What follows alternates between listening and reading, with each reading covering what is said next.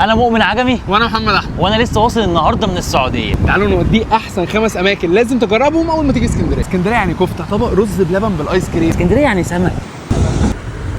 مشويات في اسكندريه يعني مشمش.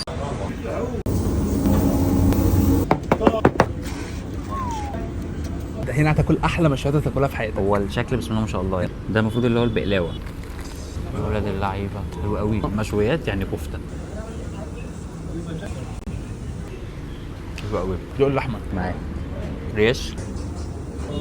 لو جيت اسكندريه لازم تيجي مشمش. يلا على بعضه. اكله سمك في بحري يعني البرنس.